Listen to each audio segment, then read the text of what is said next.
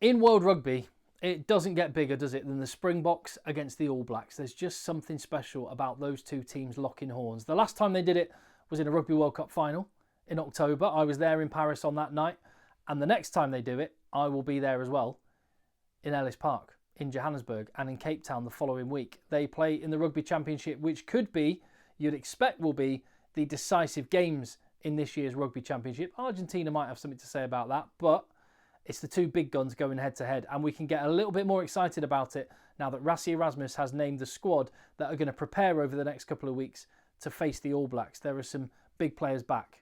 There are some interesting players cut and injured, and I'm going to, by the end of the video, pick what I think Rassie Erasmus' 23-man squad will be.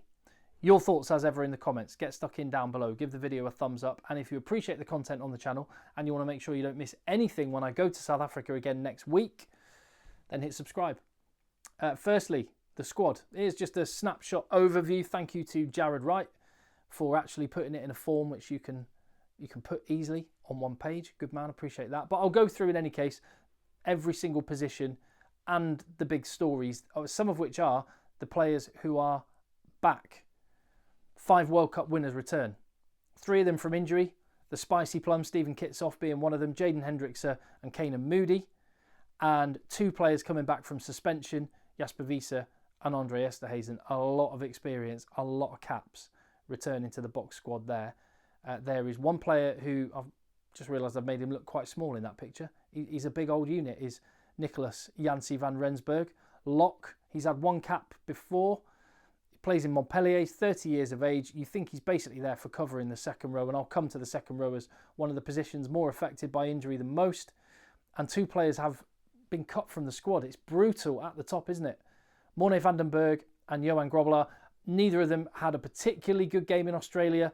2 key positions and quite difficult positions to play in when the weather is as bad as it was in Perth. But there you go. It is tough at the top. I feel a little bit of sympathy for them because when you make 10 changes to a team, it's quite hard to get that cohesion together. But when you've got so many options, when you get your chance, you have to perform. And they'll be back. They'll have other opportunities, but they've missed the boat on this particular one. Let me go through them position by position.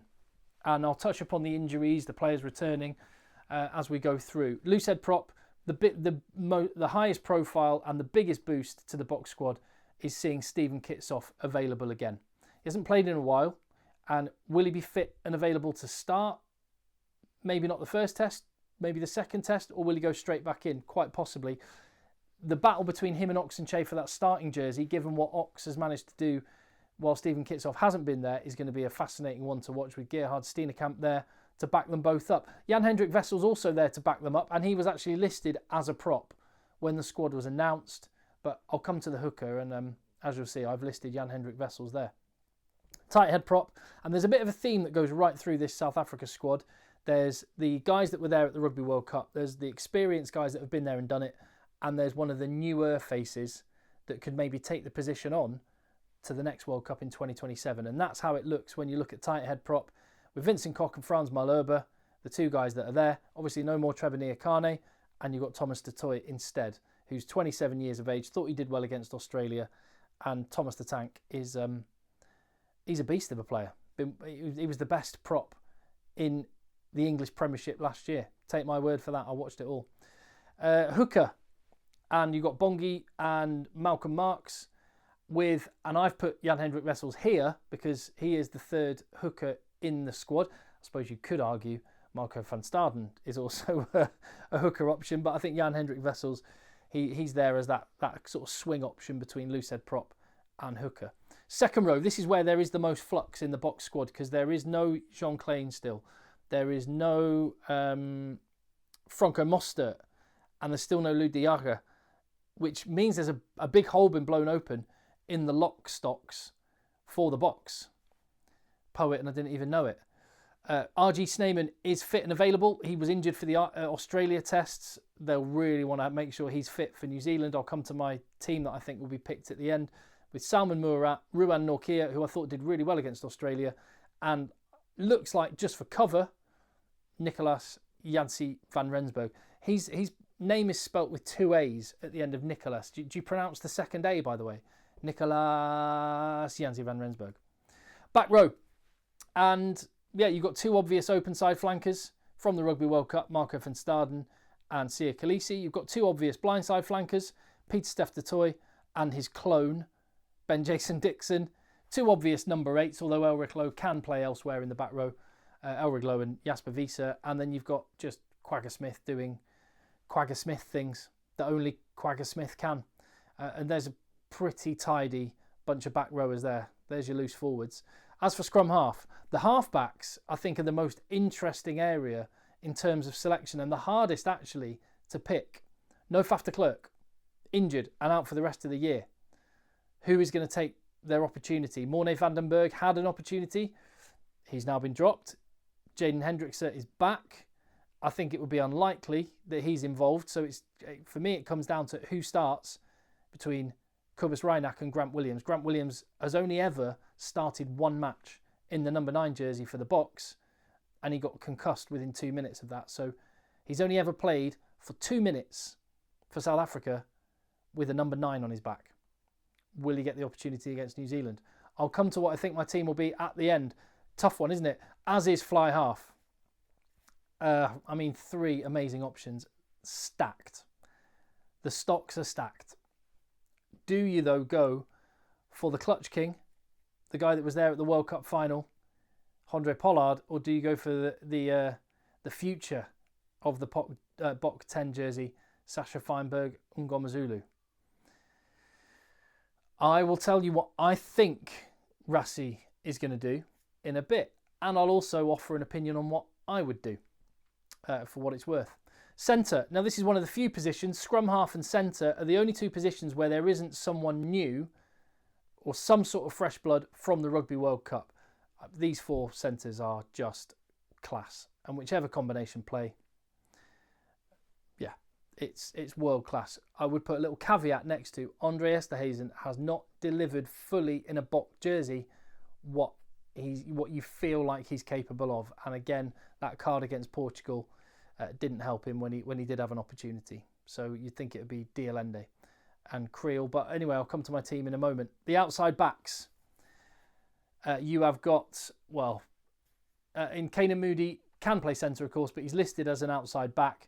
And it looks like 4 wingers in Arendse, Mapimpi, Colby and Moody, with no Damien Willemser, obviously. So Willie Leroux and Apaleli Fassi. I should have mentioned Edwill van der Merwe, not available as well. Should have mentioned Herschel Janchis as well when I was talking about the scrum halves. And I should have mentioned Evan Ruiz as well when I was talking about the loose forwards. So there's a few more injuries. It feels like the cavalry has returned for the Boks, but they still can get stronger in some positions. What do you think the team is that Rassie Erasmus is going to select? I think a lot of the positions pick themselves. Some of them it's a 50-50 toss-up and it doesn't really matter who's starting and who's on the bench, like Bongi and Banambi and Malcolm Marks. Whichever way round, doesn't really matter. There are some key positions, though, that are much, much harder to pick. And I think the 3 really, 8, 9, 10. Could even go 8, 9, 10, 15. Those are the ones that are harder to pick. And let's look at our options. 8 looks to me like it comes down to Jasper Wiese or Elric Lowe. I suppose Ben Jason Dixon could play there potentially, but those look like the 2 options. Scrum half, Cobus Reinach or Grant Williams. Which way do you go? Fly half, Marnie Lebok's amazing, but it looks like Andre Pollard or Sasha Feinberg and Ngomazulu. Which way do you go? 15, Willie Leroux, Apaleli Fassi. Which way do you go? It's tough, isn't it? I mean, a lovely problem to have if you're Rassie Erasmus. But I reckon you could ask 10 people and you probably get 10 different combinations. This is what I've gone for, and let me just be clear, this is my guess as to what Rassie Erasmus is going to select. It's not what I would necessarily select. I'll come back to that in a minute. But I have gone for Oxenchair getting the starting job with Kitsoff on the bench, straight into the 23. I think Stephen Kitsoff can do that. It's tough though. Malcolm Marks to start with Bongi and Banambi on the bench. Frans Malherbe and Vincent Koch. Could be Thomas du Toit off the bench, potentially. I think it'll be Vincent Koch. Ibn Etzebeth and RG Snyman. I think they will start second row. And I've gone for Ruan Nortje on the bench over Salman Murat because Peter Steph Toy can come into the lock position as well. And yeah, I just think Nortje he played more the Franco Mostert kind of role. And I think, yeah, that's what I think Rassie will go for. Back row and Khaleesi, Steph Toy, and I think Jasper Wiese will come straight back in. That is probably, so that's what I'm guessing Rassie Erasmus will select as his pack. That is also what I would select as the pack. And a 6-2 split with Ben Jason Dixon and Quacker Smith on the bench. That is the forwards I would pick, and that is also the forwards I think Rassie Erasmus would pick. Here, though, when you get to the back line, and tell me what you think in the comments down below, this is where my own preference departs from what I think Rassie Erasmus will do. And remember, I am guessing what the team is going to be a week on Saturday. I think it's going to be Cobus Reinach and Handré Pollard. I think New Zealand, Ellis Park, goal kicks are going to be massive. Now, Sasha Feinberg-Ngomzulu is a brilliant goal kicker. I think it will be a more pragmatic, power-driven, traditional type of South African performance in that first match. Get the win under their belt. Maybe try and open up a little bit more later in the game and also in the Cape Town Test match. I think Sasha Feinberg-Ngomzulu, knowing the Cape Town ground so well, maybe, and in front of a home crowd, and I mean, he can cope with Ellis Park. I've got no doubt about that. This is just what I think Rassie will pick, and we can compare it next week with what actually happens. I think it'll be a 6-2 split with Williams and Sasha on the bench. My own preference, if I was selecting, would be to change the 9 and 10s around. Would probably be to start Grant Williams and Sasha and just go for the jugular. That might be my pick. The reason why that is a difficult selection, though, and why I'm guessing it will go the other way around, is because Handré Pollard on the bench in a 6-2 split doesn't really work as much, whereas Sasha on the bench in a 6-2 split, he can cover 15, he can cover centre, gives you more options. So it's a risk, though, isn't it? And maybe it'll be a 5-3 split, but that's just what I think that Rassie's going to pick. Tell me if you agree or disagree. Have a look one more time. What do you reckon? That's what I think he's going to go for. Maybe it'll be Murat instead of Nortje. But for the rest, I'm fairly confident that's what he's going to do. But as I've said many times, I'm not going to try and second guess this fella, because you say he's going to zig and he will zag, and when he does, he's usually right. In fact, he's always right, pretty much. There's my thoughts. Exciting, isn't it? Come on, Razor, give us your squad. What's happening? Who are you bringing to New Zealand? Let's get hyped up for the biggest rivalry in rugby. Like I say, I will be there in Ellis Park. Cannot wait. I'll be soaking up more of South Africa and sharing it with you on the channel as well. So hit subscribe and give the video a thumbs up. See you on the next one.